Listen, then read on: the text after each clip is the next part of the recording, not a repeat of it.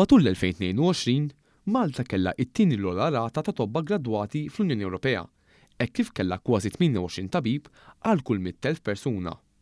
Min-naħa l-oħra, il-medja irreġistrata fil-pajjiżi Ewropej kienet ferm inqas bi 15.5 għal kull 100,000 resident. ċifri mill-Uffiċċju tal-Istatistika tal-Unjoni Ewropea, il-Eurostat, urew li r-rata ta' Malta it-tieni l-ogħla fl-Unjoni Ewropea kollha, waqt li taqbiżna biss il-Bulgarija bi kważi 30 tabib għal kull 100,000 persuna. Min-naħa l-oħra, l-inqas rata ġiet irreġistrata fis-Slovenja bi 11 tabib għal kull 100,000 persuna.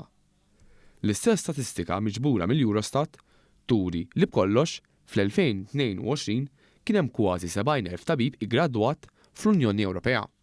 Dan ifisser li b'kollox kien hemm ftit iżjed minn 15-il tabib għal kull 100,000 persuna fl-Unjoni Ewropea, tnaqqis marġinali fuq is-sena ta' qabel, jiġifieri l-2021.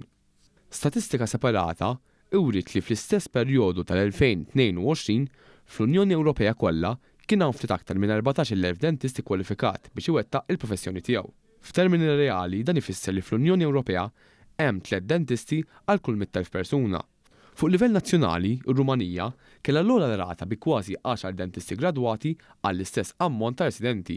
Din id-darba bil-maqlub, Malta reġistrat l-inqas rata ta' professjonisti fil-qasam tad-dentistrija b'inqas minn 0.1% għal kull 100,000 persuna, li jfisser inqas minn 50,000 dentist gradwat.